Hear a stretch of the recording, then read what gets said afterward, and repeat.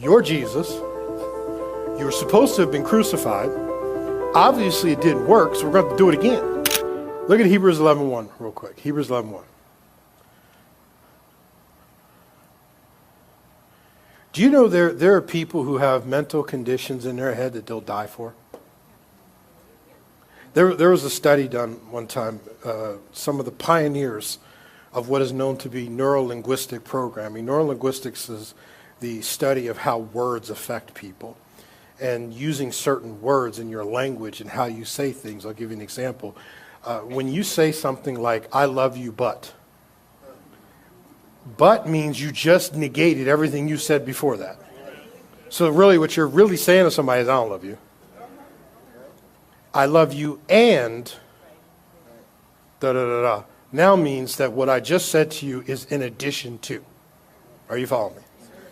Neurolinguistics. So it's how your brain responds to the linguistic words or things that people actually say. Well, anyway, there's two pioneers of this particular study of the brain and of the mind.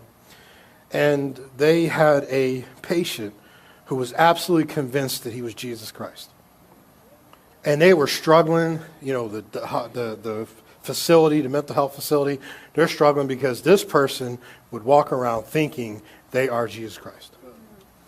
So they went into this room and met with this guy, and he's, walking around like this, and my son and all this other stuff, and he's totally convinced.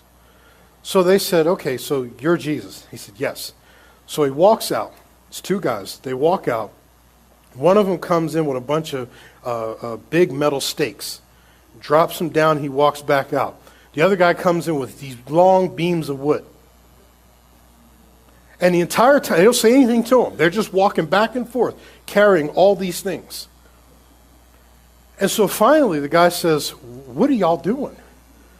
He says, well, you're Jesus. You were supposed to have been crucified. Obviously it didn't work, so we're going to do it again. He snapped right out of it.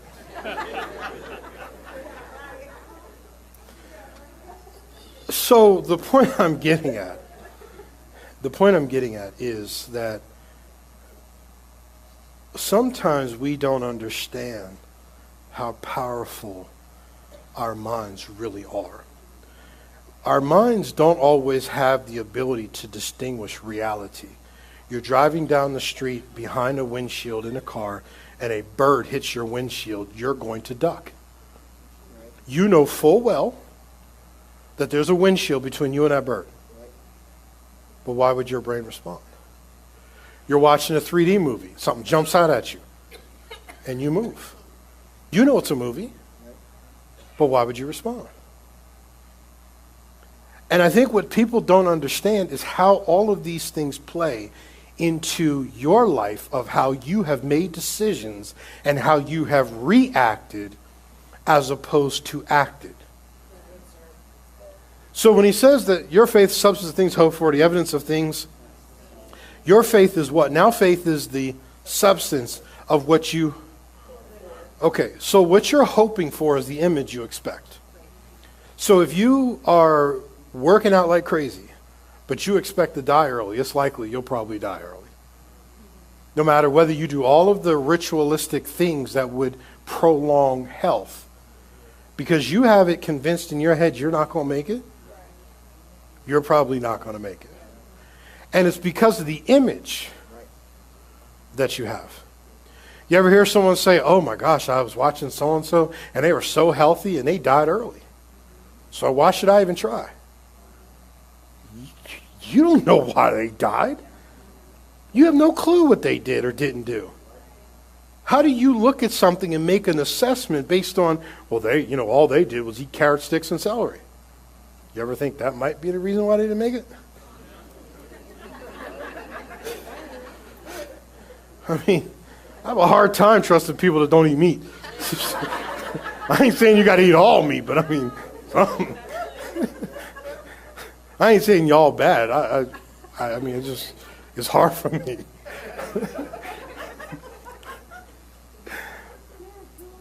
But you understand that we have to be ever mindful of the idea that what you hope for whatever you have an image of, I would tell you that probably 90 to 95% of the marital guidance that we do and the problems that couples have is because of the images that have been drilled in them when they were younger. This is why if you've ever, watched on TV, the first thing counselors say is, tell me about your parents and your childhood. You have no idea how many things have been programmed into you unbeknownst to you. And they come out later.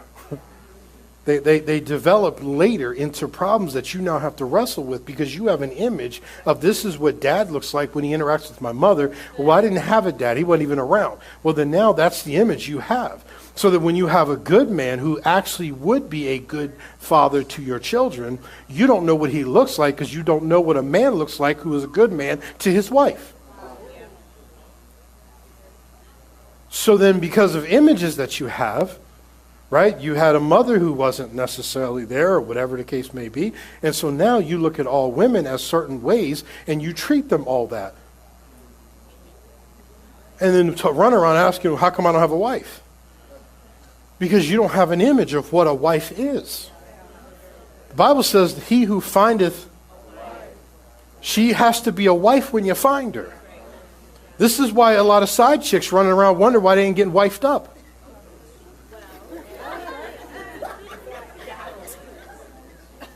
It's because you are a side chick. And you act like one, you carry yourself like one. He said she's a wife when she might not have been your wife. And she better not be anyone else's.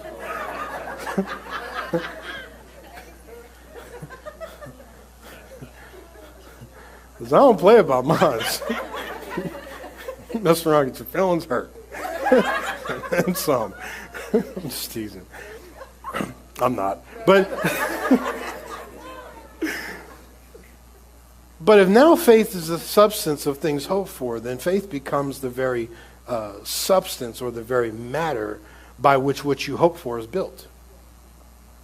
So then the question then becomes, do I need more faith or do I need a better image? Because most people say I need more faith. And I submit to you, if you have the faith as a mustard seed, you don't need more faith. What you need is a better image. So then to bring us to a place of understanding what we hope for, then we have to know that means an image, or that means what has been built in your mind, i.e. what has been built in your soul.